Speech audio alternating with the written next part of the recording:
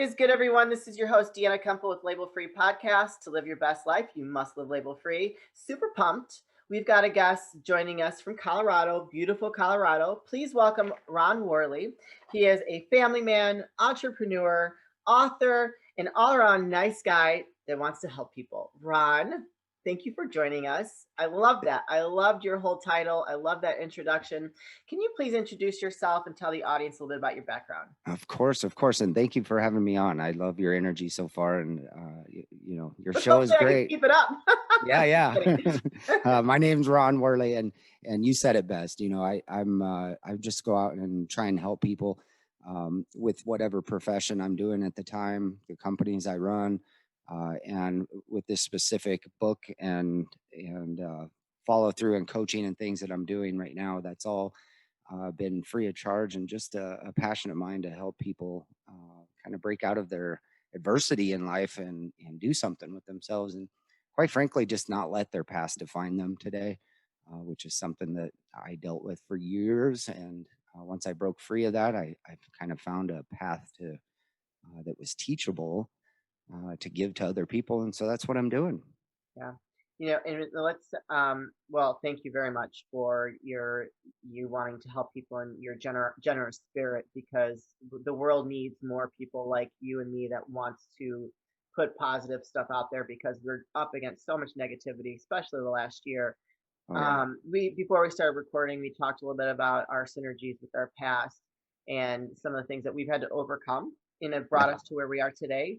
You want to talk about that a little bit because I think that's very relevant and the audience can connect with that. Yeah, and usually it's relevant because I'm not terribly, it's not like I'm a billionaire and I'm running around, changing the world. That's not what's happening. I'm trying to live a normal life.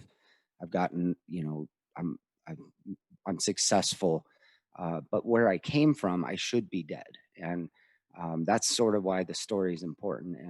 And for me, the story began at 2 years old when my parents used to drug me or use marijuana to put me to sleep, and that sort of began my life cycle of bad choices and things that were done to me that I couldn't control as a child. Um, and so by the time I was in high school, I was a full blown drug addict, alcoholic, and I was fairly functional. I did a lot of sports. I was good at sports, and I found a lot of um, feeling from teams and things like family feeling that I was probably missing at home. Not to say that I didn't have that at home at times. By the time I was 12, my mom actually got sober, and she tried to 180 our lives. But by then, like I said, I was already an alcoholic. So Yeah. I was running around trying to find booze. And when you can't find booze or weed, whatever's around, I would do. And, Yeah. that's where the cocaine, the acid, the heavy drugs came in. And, I was in school drinking and like in the actual classes. I remember taking four-way window pane acid in the middle of Wow. school, and so it's like four hits in one, and I was just way too loaded to be there. And so those were choices I made in high school when I was old enough to make my own choices. But I feel like I wasn't really given a chance to see a different type of life. Yeah. But my life was of drugs and alcohol from the beginning. And it wasn't until I was 30 years old and homeless and realized, after several suicide attempts, after two huge rollover car accidents where I was thrown from the vehicles, and after the second one, I actually woke up in the hospital and said, yeah, it doesn't look like I'm going to die from this thing that I'm doing. So it's probably time that I straighten it out. Yeah. And by that time, so I had a heart. I watched my dad beat his women. I Wow. watched him womanize and drink and drug, and he beat us. And there was just this terrible um, abuse going on. And I always I was never going to do that to my children. And Sure. unfortunately, at the time, my oldest was 6, my youngest was 1.5, and I was homeless and was unable to see them because of my own vices. Right. And that freaking ate at me all day, every day, because I knew what I was doing. And I don't think so. I try to look back at it and go, wow, I wonder if my dad felt that way when he didn't see me for 5 years, like at a time. How did he deal with that? Right. And I honestly came to the conclusion that he was very sick Yeah. and he didn't think about those things. Yeah. He drugged them down. And for Self-soothing. me, yeah, yeah. And And for that, 'cause me, I that's was, what you were doing. yeah, exactly. And fortunately for me, I was able to feel for my children before it was too late. And they ultimately, that's what got me sober, was them. I wanted to be around them. I couldn't be alive and not be around them. So I had to get my crap together in order to do that. So I did. In 2003, I started going to AA meetings, and I got a job again. And I just started plugging away. And actually, I had two jobs because my goal was to hurry up and get my kids back into my life. And so I got a 1-bedroom apartment. It cost me like $450 a month, and I lived in the ghetto part of Greeley, Colorado. And it was dangerous at night. There's Yeah. gangs everywhere and stuff. But that's what I had to do.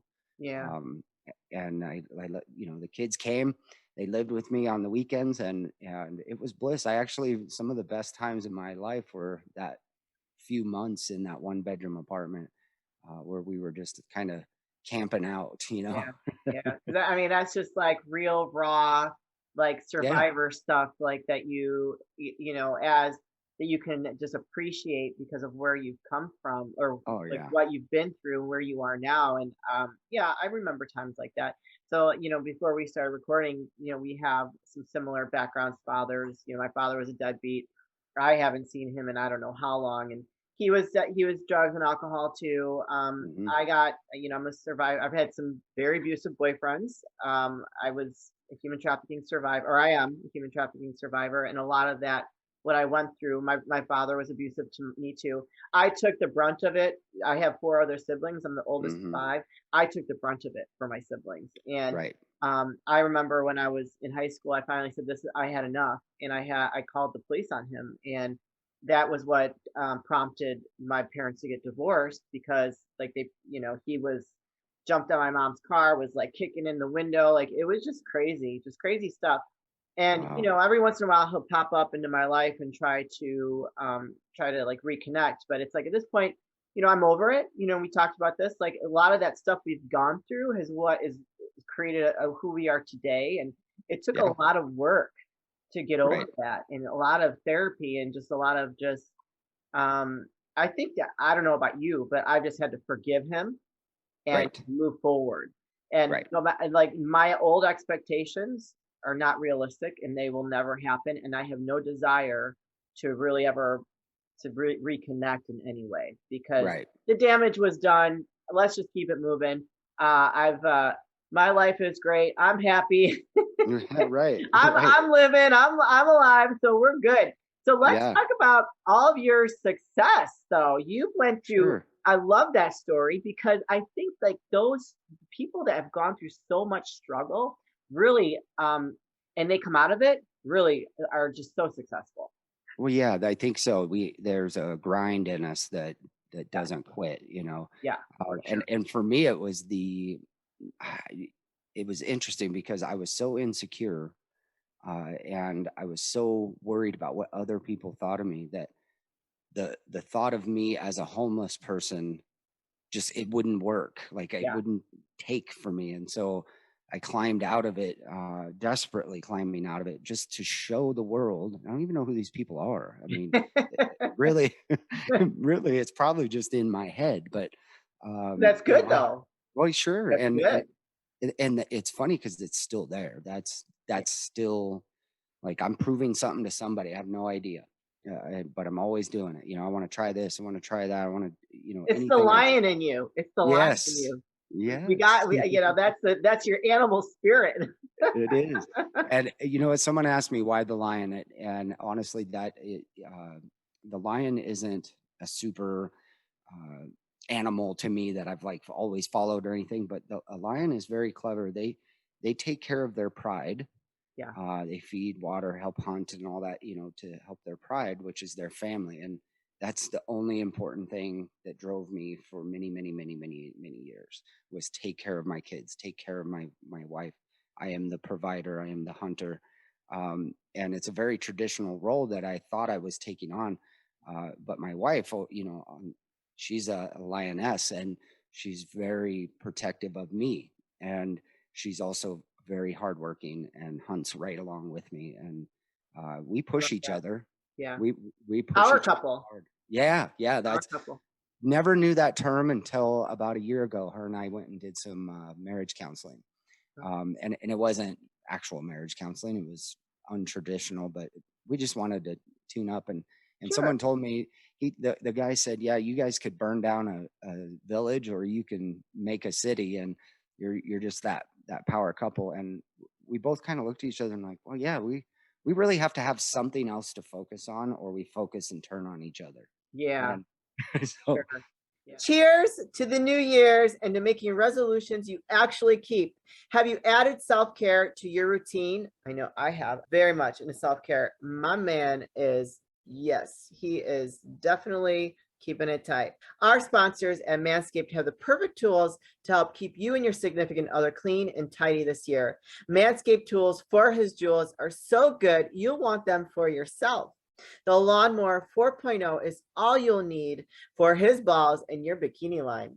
You know what's up, ladies. Set your first New Year's resolution with good intentions and join the 4 million people worldwide who trust Manscaped with our exclusive offer. Go to manscaped.com and use code labelfree20 for 20% off plus free shipping. Happy New Year's, you guys. Thank you for tuning in, and we appreciate all your support. Go over to manscaped.com, use the code labelfree20 for 20% off and free shipping. so yeah, anyways, the successes. I don't look at all my successes based on money. I have owned, several businesses that have been successful. At one point, my wife and I owned 4 retail locations, a bail bonds company, and a real estate brokerage, and some buildings and things like that. But those are just the business successes. Those actually came from realizing that if we treated people well in the community would pay us back. And ultimately, that we figured that out with our retail stores. We had a grand opening, and we were coming up on the grand opening, and we only had 50 people that were saying they were coming to this big grand opening. And we realized that that wasn't good enough. So we actually had a friend that had a daughter that had cancer, and she's since passed away. But at the time, I'm very sorry. we were trying to give her, the family needed money. And so Yeah. once we put her out there, made her the main focus, it wasn't our doing at all. It was just us putting on the event. All of a sudden, we had thousands of people online, and hundreds of people that showed up to the event. Um, and instead of taking a profit from it, which we easily could have, I think our store made $10,000 that day. Wow. So our profit would have been 5, 6,000. We gave away our profit. And ultimately we ended up earning $15, $20,000, somewhere around See? there, for this little girl. That was the light bulb went off. If we take care of them, they will take care of us. Yes. And so we spent the rest of our time in that business, What kind just of helping retail was it? others. We were a nutrition store called Oh, Max Muscle. love it. Love it. Yeah. Yeah. And we took that one step further. We didn't just sell GNC type products. We actually did meal plans, and we got into people's lives and tried to help them holistically. And again, that's just what worked. You don't just let someone come in and buy things. When they come in, you find out what their story is. You talk to them, and you figure out that they've got so much more going on. But ultimately, what worked for us was the fact that we took care of the community, and that I became super honest with my history, Yeah. with my story, and I put it on the front page of our website just for everybody to read. And it was like a light switch went on again, with how the customers approached us. All of Yeah. a sudden, people were coming in with issues with alcoholism. I just all these stories that were like mine were coming into the store to share their story with me, and so that relationship got deeper. Give me And now, goosebumps. I'm like, oh. yeah, and so when you open up like that, when you're vulnerable to someone else, you create this trust. Yes. And now, if they open up back to you, that's when the trust is sealed. Yeah. And then there's a lot of people that can't do that, but that's fine. If I open up to them, I think the first thing we went off right away Yes. off, and that's we just instantly can trust each other, Yes. and I think that's huge in life, and people should do that more often. Um, but now with our businesses, we have a following or a group of people that kind of they're into everything we do, Sure. and so it's super cool because anytime, like when we started real estate, we just had a built-in customer base, and we can be successful in this area with pretty Yeah. much anything we do, you know and but it's taken 20 years to get there, And so you've built, because you've built that trust, Ron, and you're just being that's like, right. you're being authentic. And that's Right. like, starting this podcast, I was like, I label free. I just want to be real. I want people to take the labels off. I have always 100%. been myself, no matter what, good and bad. Yeah. Yeah. And I have not, and I won't compromise that. And I feel like when you are authentically yourself and you're honoring other people, I think like we're here to serve others. And Right. when you're here to serve and you tap into that, the world knows no bounds for you, right? The universe comes gives back to you. And Right. our struggle that we've gone through is crucial to get us to this point so that other people can relate to us and that we can Yeah. be a beacon of light in their darkness. You know what I mean? So It's I am so true. always talking about, like, you know what? In a world filled with darkness, be a light that shines for others. Right. You know what I Yep. mean? Because some people have a hard time finding their way, like you're talking about. They don't have that trust, and they're that fear. And so, being this incredible person that you are is, I'm so happy that you've done so well and you've overcome so much. Let's talk about your book really quick. I Yeah. actually really like this description. It says, your dreams may be free, but getting there demands a price. Yes. Yeah. So, you spend a lot of time as a child dreaming about what you're going to do with your life and where, Can you hold your book up really quick? yeah, yeah, yeah. Sorry. I forgot about that. Let's Yeah. see if that works. Oh, I can't see Oh, you. oh Uh-oh. no. Oh, there it is. Ditches to riches. There we go. Yes. Okay, cool. Yeah. How to survive your effed up life and create a kick ass business. And I think that says it best. Yeah. We don't have to be defined by our past. We don't have to um, be held to the mistakes that we've made. We can still build a kick-ass business and have a kick-ass life. Um, I think you just asked me the question, about your dreams aren't free, and it's true. We do have to work for the things we have. It's not, I feel guilty. I'm in a new house and I spent a lot of money here, and I have people working on my house, and I feel like when they come over, they're just judging me as being this rich man. And I always feel like I have to tell them, look, man, I was homeless in 2003. I've worked your job. I've done this. I've done, I feel like I have to um, prove like I That deserve this. that you're worthy of Right. what you've achieved. Yeah. Yeah. I've been Exactly. there. I've been there. Exactly. Yeah. And so I'm learning, every day still that, I can dream all I want, but, can I handle the dream, number one? And am I willing to put in the work to make the dream come true? And at times, and this is why I came up with the values, the Worley Way. At times, you can let things get in the way of your dream, and sometimes you can get the dream in the way of important things in your life. For me, family was huge, and at all costs, I needed to maintain family. And at times, my businesses would cross over and become a problem and take me from the family, Sure. or Yeah. whatnot. And so it helps to have some values. I mean, some of my top values is hard work and family, and those two do collide. Yes. So that's where, to get your dream to come true, you got to finesse your way through it. If you still want to have friends when you come out of it, the most important thing in my life right now, is the fact that my kids come over every week. They eat dinner every Thursday. They're all grown adults out of the house, but they come back every single Thursday and we eat dinner together, as if they never left. And that's that they That's don't have to success do right that. there. Yeah, that's Yeah. the deal. That's Yeah. that's what life's about. And I could give a crap less about money, if they're not coming around for the money. Right. Yeah. And I Well, when must have. they're adults or not, I think when they're kids, it's a little different. Yeah, yeah, yeah, yeah, yeah, yeah. Well, they're all successful in their own right because they're happy, and I'm Yeah. cool.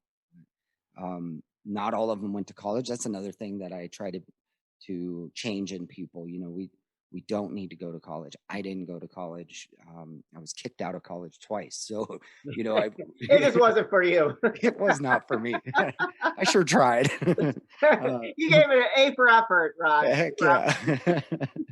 But you know what? Like a lot of successful people, billionaires in this world, they didn't go to college, and unfortunately, a lot of people think they have to go spend 100 grand to get out and get a low paying job, really, and that's not the case. And work for someone else's dream. Exactly, Yeah. and I try to teach otherwise. Learn what unlimited income potential means, and what does it mean to you, and then establish those dreams, and we just start working towards them. Yeah, for Um, sure. One of the big things I have to teach the young folks is the difference because they see so much stuff on social media. They think everything is a have to. I have to have that. I have Yeah. to have that. Yeah. And it's like, man, like, here's the have tos. You have to pay rent. You have to eat. That's it. Yeah. And then, even your car, your telephone, all that stuff is want tos. Yeah. And, there was a time when my family, we were on food stamps. We didn't have a telephone. Hey, you've been there. I mean, after my husband passed, I was going to the food pantry, and I mean, it was rough. Like you want to talk like him and I, we had 5 businesses, and I lived a multi-million-dollar lifestyle. We used to fly private, the big mansion, Mercedes. Oh, When he passed, I lost everything because I was the second wife, and everything went to his daughters. And oh, I mean, it was terrible. It was ugly, like what you see in the movies. It was really ugly. yeah, So I had to start over. So you talk about like having that to that, like it was a very humbling experience, but I'm for glad I went sure. through it, because it gave. But when we were growing up, like when my dad was gone, I had to go to the food pantry for my mom. Here we Sure. are. There's 5 of us kids and my mom, and she's like, "What are you going to do? Survival of the fittest, right?" Right. And when you have to survive like that, it gives you a very special set of skills that people that Yeah. have not gone through it, they will never have any idea what it takes. 100%. And I think we don't want to lose it. When you start to get successful, you know where you've come from. You don't want to go back. And there's this internal fire, which is probably the person I'm trying to prove it to is myself in my Yeah, head. I don't want to go back there. totally. And I talk about how I could live in a trailer again. I wouldn't be able to do that really, but Yeah. but If but you had maybe to, you could, if I but you had wouldn't to. be there Right. for very long. Like, let's just Right. be real. Like, Thank you. Yeah. yeah, yeah, we won't be there for very long. Right. Ron, I think I could talk to you for hours, but before we wrap things up, can you please like give all your links where people can find you, your book, all that good stuff? Yeah. Thank you so much. So really, I keep it simple. Go to ronworley.com and my book's on there.